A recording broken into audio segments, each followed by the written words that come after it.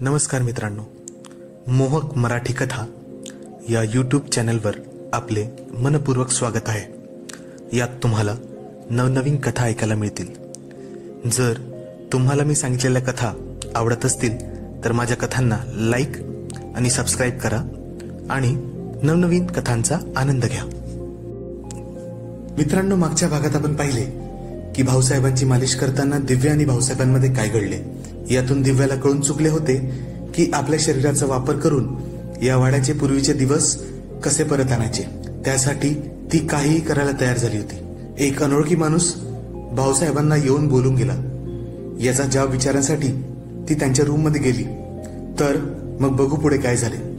दिव्याने भाऊसाहेबांना झोपलेले पाहिले आणि निराश होऊन आपल्या रूमकडे जायला निघाली।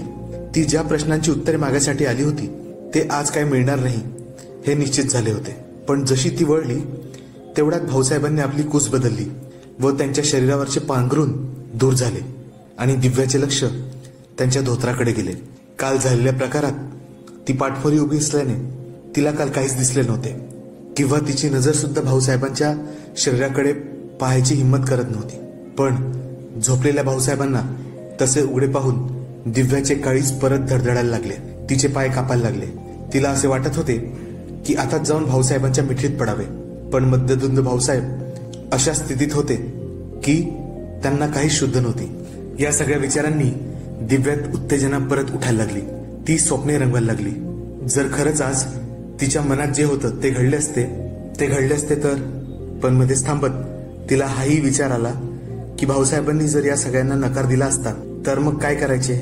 कारण आज सकाळपासून भाऊसाहेब तिच्या नजरेत काही नजर मिळत नव्हते। काल मालिश करण्याच्या वेळी जो काही प्रकार घडला होता त्यामुळे ते कदाचित जरा लज्जित होते आणि हे साहजिकच होते, कारण काही झाले तरी ते तिचे सासरे होते आणि दिव्या त्यांच्या मरण पावलेल्या मुलांची बायको आणि त्यांची सून। ती तिथेच बिछाण्यावर बसली आणि विचार करू लागली। जर भाऊसाहेबांना खुश करायची गरज पडली तर तिला आणखी काय करावे लागेल, कारण या सगळ्या खेळात ती अनाडी होती। तिला याचे काहीच ज्ञान नव्हते। रणजित जिवंत असताना जे काही शारीरिक सुख तिला लाभले होते ते फक्त त्याच्याच मर्जीने होते। तो फक्त जे सांगायचा ती तेच करायची।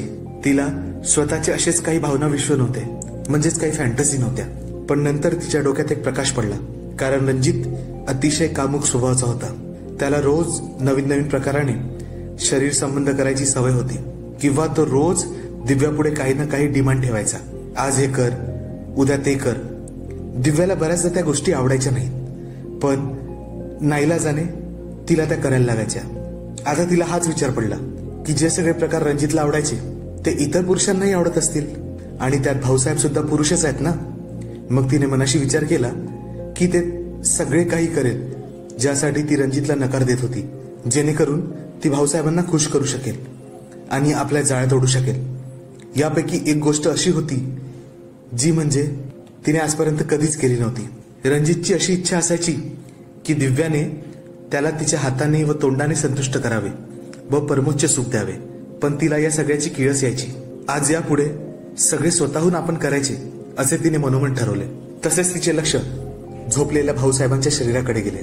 मनात एक लहर आणि तिच्या डोक्यात एक विचार आला की जर पुढे चालून भाऊसाहेबांसोबत हे सगळे करायचेच आहे तर आता ते झोपलेले असताना याची प्रॅक्टिस करायला काय हरकत आहे। म्हणजे हे आपल्याला जमू शकते का हे आपल्याला कळेल आणि भाऊसाहेबांनाही कळणार नाही। या सगळ्यात तिला त्यांना मोकळे पाहायची इच्छा झाली होती। त्यामुळे तिने भाऊसाहेब खरंच गाढ झोपेत आहे का याची परत एक वेळा खात्री करायला त्यांना जोरदार आवाज दिला, बाबासाहेब, अहो बाबासाहेब, झोपलेत का? आणि त्यांना जोरजोरात हलवण्याचा प्रयत्न केला। 2-3 वेळा हलवल्यावर सुद्धा भाऊसाहेब झोपेतून उठले नाही। त्यामुळे आता दिव्याची खात्री पटली होती की ते गाढ झोपेत आहे। पण परत एकदा तिने बाजूला ठेवलेला स्टीलचा फ्लावर पॉट खाली जमिनीवर सोडला। संपूर्ण वाड्यात त्याचा आवाज फिरला, पण भाऊसाहेबांच्या चेहऱ्यावर त्याचा काहीच फरक जाणवला नाही। हे पाहून मात्र आता तिची खात्री झाली की भाऊसाहेब सकाळपर्यंत उठणारच नाही। मग ती खुश होऊन त्यांच्या आणखी जवळ आली व आपले हात त्यांच्या शरीरावर हळुवारपणे फिरवत होती। तिचा हात आता अलगद त्यांच्या धोत्राकडे गेला होता। तिचे हात थरथरत होते। तिचे संपूर्ण शरीर एखाद्या पानाप्रमाणे कापत होते। तिचा गळा सुखायला लागला होता। शारीरिक नातं, तेही आपल्या सासऱ्यांसोबत, पाप निवासना या दोन्ही गोष्टीच्या संयोगामुळे तिच्या शरीरातील रोमांच दुप्पट झाला होता. ती थरथरतच तिच्या मनात असलेले काम करायला पुढे सरसावली. तिच्या मनात आनंद आणि संकोच या दोघांचेही मिश्रण होते, पण भाऊसाहेब झोपलेले असल्यामुळे तिलाही ते करणे सहजपणे शक्य होऊ शकत होते. शेवटी ती तिथवर पोहोचली आणि एकुलता एक कापडाचा अडथळा दूर करून तिने मन भरून पाहून घेतले. तिचे डोळे उघडेच राहिले, कारण पहिल्यांदाच ती स्वतःच्या मर्जीने हे सगळे करत होती. आणि आता न राहून तिचे हात पुढे सरसावले आणि तिचा खेळ सुरू झाला. त्या खेळाची धग तिच्यापर्यंतही पोहोचली होती. तिच्या कानाच्या पाळ्या लालबुंद होऊन तापल्या होत्या. तिच्या शरीरात रक्तसंचार वाढला होता. तिची छाती जोरजोरात धडधडायला लागली होती. श्वासामुळे वरखाली होत होती. तिच्या हातांची कमाल म्हणजे झोपेतही भाऊसाहेबांच्या शरीरावर ते जाणवत होती. हे बघून तर दिव्याला हसायलाच आले. आणि अचानक तिच्या कानात नवऱ्याचे शब्द येऊन धडकले. रणजित तिला नेहमी हे सगळं करायला गयावया करायचा, पण ती कोणत्याही परिस्थितीत या सगळ्यांना नकार देत राहायची. पण आज ती सगळं स्वतःच्या मनाने करत होती, तेही आनंदाने. आता या सगळ्यांचा शेवटचा टप्पा तिला गाठायचा होता, म्हणजेच तो स्वाद घेऊन पाहायचा होता. त्यासाठी तिने मनाची तयारी घट्ट केली आणि साडीने साफसफाई करून ती त्याचा स्वाद घेण्यासाठी खाली वाकली. मान खाली वाकवताना तिचे लक्ष समोरच असलेल्या आरशाकडून मागच्या दाराकडे गेले आणि तिच्या काळजात एकदम धस्स झाले. दरवाजा आडून सदुकाका माहीत नाही कधीपासून ते सगळं पाहत उभा होता. तिचे श्वासच लटकून गेले. ती घाबरून पटकन बिछाण्यावर उठली आणि तिने आपला पदर सावरला आणि पलीकडे वळली. तशीच तिची नजर सदुकाकांच्या नजरेला भिडली. तिच्याकडे बघताच सदुकाका मान खाली घालून परत वळले आणि आपल्या खोलीकडे जाऊ लागले. दिव्याला तर कळत नव्हते की तिने काय करावे. जर ही गोष्ट वाड्याच्या बाहेर गेली की वाड्यात हा सगळा प्रकार सुरू आहे, तर वाड्याची राहिली सुईली इज्जत सुद्धा जाईल आणि ती कुणाला तोंड दाखवायच्या लायकीची राहणार नाही. आणि परत जर तिच्या दिराला आणि तिच्या नंदेला हे सगळे कळले तर प्रताप तर तिला कापूनच फेकून देईल. तिच्या माहेरच्या परिवाराचे काय, तिचे वडील, तिचा भाऊ, ते तर मेल्याहून मेल्यासारखे होतील. दिव्याचे सगळे विश्वास तिच्या डोळ्यासमोर भिरभिर फिरायला लागले. तिला काही कळायला मार्ग नव्हता की आता काय करावे. तिचे डोके शून्य झाले. अचानक तिचे लक्ष तिच्या सासऱ्यांकडे गेले. ते तसेच नशेत धुंद बिछाण्यावर पडले होते. त्यांच्या शरीरावरचे कपडे तसेच उघडे पडलेले होते. घाईगडबडीत ते सगळं ठीक करायची सुद्धा दिव्या विसरली होती. पण आता दिव्याला त्यांच्या उघड्या शरीराकडे पाहून काहीच वाटत नव्हते, कारण भीतीमुळे तिच्यात उठलेले उन्मादाचे सर्व तरंग आता विझले होते. हलक्या पावलांनी भाऊसाहेबांच्या रूमच्या बाहेर आली आणि दिवाणखान्यातील सोप्यावर जाऊन बसली. सदुकाकांनी सगळे पाहिले होते. जर त्यांनी कुणाला हे जाऊन सांगितले तर, किंवा त्यांनी भाऊसाहेबांनाच हा घडलेला सर्व प्रकार सांगितला तर तिचे डोके फुटेल असे तिला वाटत होते. एवढी ती चक्रावली होती. तिला काहीच समजत नव्हते. सदुकाका या वाड्यातला जुना जाणकार नोकर होता. त्याला या वाड्यातलं सगळं काही माहित होतं आणि तो दिव्याची खूप इज्जत करायचा, तिला मान द्यायचा. पण हे सगळे पाहिल्यानंतर तो तिला एका वैश्यापेक्षा जास्त काही समजणार नाही. तेव्हाच दिव्याच्या डोक्यात एक विचार आला की सदुकाका सुद्धा या घराचे जुने नोकर आहे आणि त्यांना सुद्धा या घरातील सर्व आतबाहेरच्या गोष्टी माहीत आहेत. भाऊसाहेब नाही तर सदुकाकाकडून आपण सर्व काही माहीत करूया. या गोष्टींचा 2-3 वेळा विचार करून दिव्या जलद पावलांनी सदुकाका जिथे राहतात त्या ठिकाणी चालू लागली. सदुकाकांची खोली वाड्याच्या मागच्या बाजूला परसबागेत होती, वाड्याच्या लॉनच्या जवळ. ती जेव्हापर्यंत तिथे पोहोचली तिने पाहिले की सदुकाका बेचैन होऊन लॉनमध्येच इकडे तिकडे चक्रा टाकत होते. तो एकदम कमी उंचीचा 5 फुटाचा 70 वर्षांचा वृद्ध म्हातारा होता आणि अंगकाठीने सुद्धा अतिशय दुबळा असा होता. दिव्याला आपल्याकडे येताना पाहून तो थोडा गांगरलाच आणि आपल्या रूमकडे जायला लागला. सदुकाका, दिव्याच्या तोंडून एकदम कडक आवाजात निघालेल्या शब्दांनी तो तिथे स्तब्ध झाला. माफ करा सुनबाई, वाड्यात काहीतरी पडल्याचा आवाज आला आणि मी तिथे बघायला आलो. तर मी, तो पुढे बोलेल एवढ्यात दिव्या त्याच्यासमोर उभी ठाकली. सदुकाका, तुम्ही जे काही पाहिले ही गोष्ट जर वाड्याच्या बाहेर कुणालाही माहीत झाली तर तुमचे डोके कापून मी वाड्याच्या दरवाजावर टाकून देईल.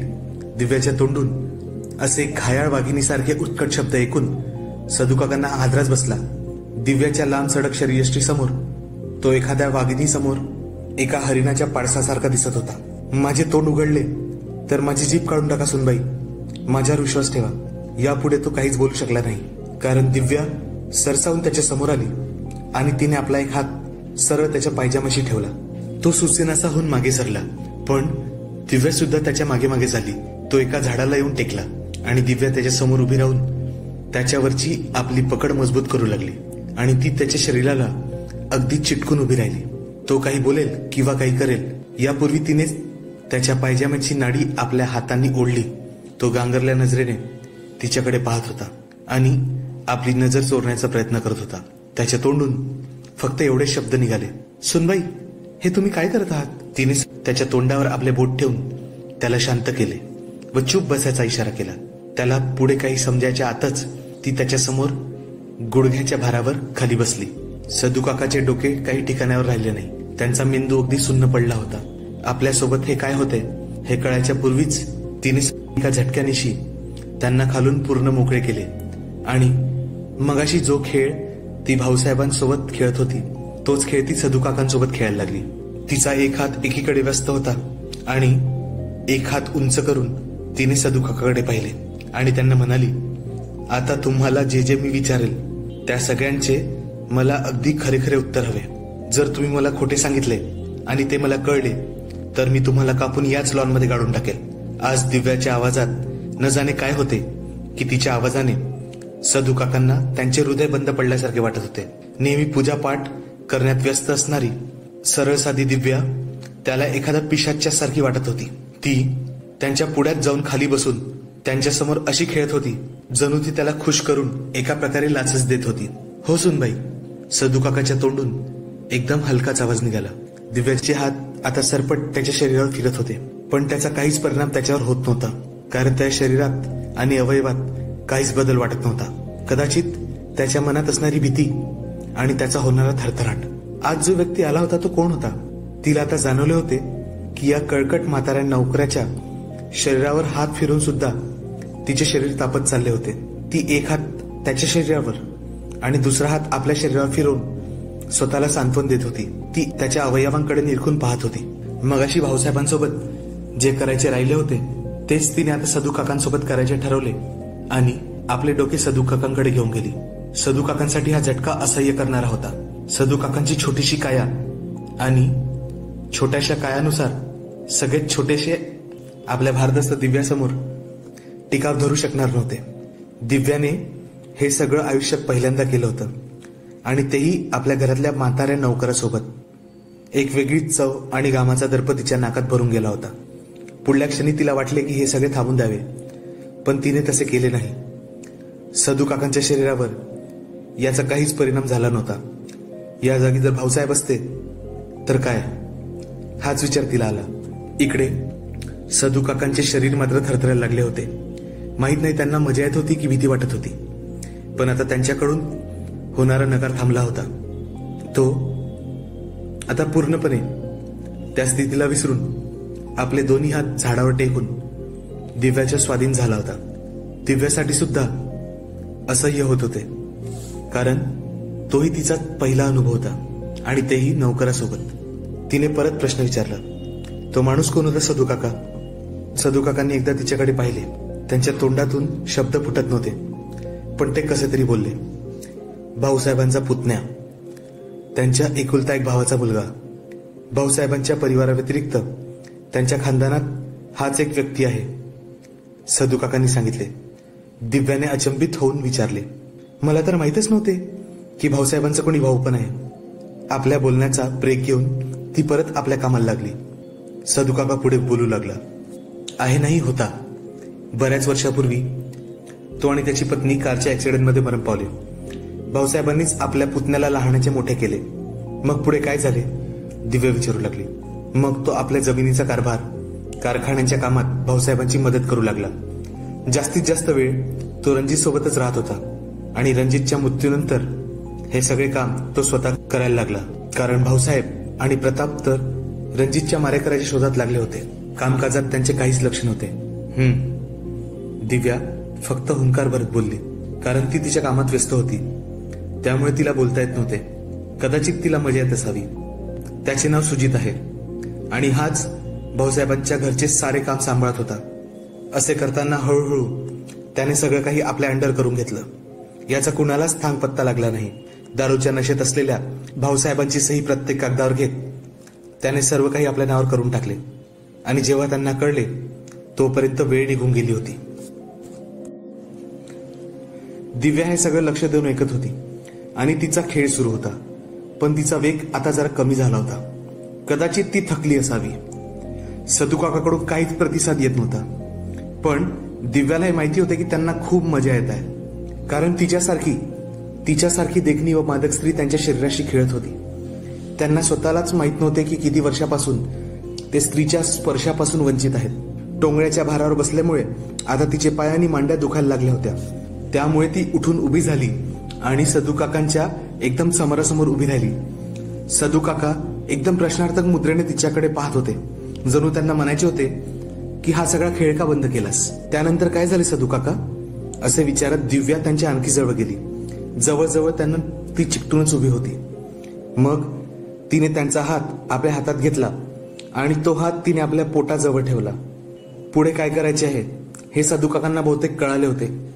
त्यांची पाळी संपून आता दिव्याची पाळी आली होती. मग काय, त्यांचे हात सरपडायला लागले दिव्याच्या शरीरावर, मांड्यांवर. आता सदुकाकाचा हात योग्य जागी पोहोचल्यावर दिव्या आणि सदुकाका दोघांचाही थरकाप उडाला होता. दिव्याने आपल्या हाताने त्यांच्या हाताला योग्य मार्ग दाखवला होता. दिव्याने त्यांना आता तिथे नेऊन सोडले होते. आता पुढची सगळी जबाबदारी त्यांच्या खांद्यावर होती आणि त्यांनी ती पार पाडायला सुरुवात केली.